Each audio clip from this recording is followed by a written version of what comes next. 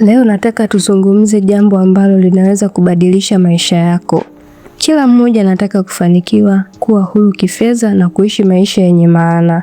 Lakini wengi wetu tunasahau nguvu ya kusoma vitabu sahihi na kwa wakati sahihi. Leo nimekuandalia vitabu 5 ambavyo kila mtu anatakiwa kuvisoma kabla ya kufika miaka 25 hadi 35. Nikupe hadithi fupi ya kijana mmoja aliyekuwa ana ndoto ya kuwa mjasiriamali mkubwa, lakini hakujua wapi pa kuanzia. Alijaribu biashara mbalimbali bila kuwa na mpango wowote, na kila biashara aliyofanya haikumpa faida. Mmoja kati ya walimu wake alimshauri huyo kijana asome kitabu kimoja kinaitwa Atomic Habits, na alipokisoma kitabu hicho, ndoto yake ilianza kuwa kweli. Polepole tabia ndogondogo alizozijenga kila siku zikaanza kumpa matokeo makubwa. Hii ndiyo nguvu ya kitabu.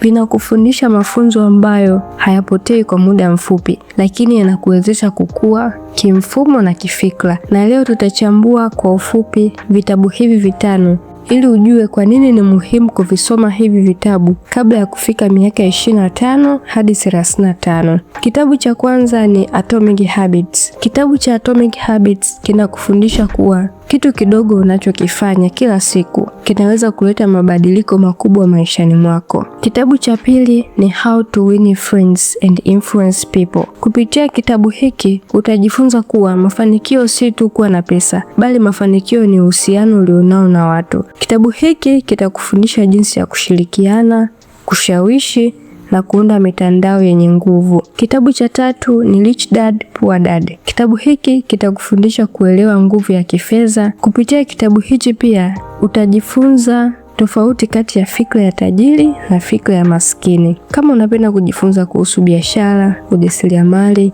uchumi, uwekezaji na kujitegemea kifedha, subscribe sasa kwenye channel hii, kwa sababu kila video tunayo upload ni fursa ya kujifunza kitu kipya. Tuendelee. Kitabu cha 4 ni Think and Grow Rich.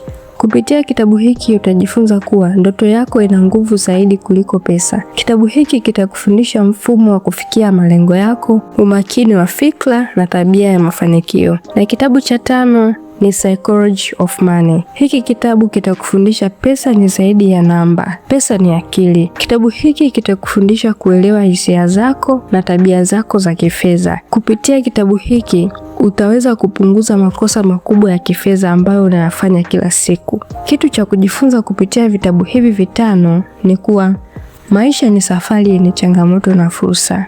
Ukisoma vitabu hivi kwa makini, utajenga misingi ya mafanikio ya maisha yako. Utajifunza tabia, uhusiano, akili ya kifedha na mbinu za kufanikisha ndoto zako. Kila kitabu ni mfuko mzuri wa mbinu za maisha. Maisha hayakosi changamoto, lakini vitabu sahihi vinakupa ramani ya kuweza kushinda hizo changamoto. Anza leo, usisubiri kesho.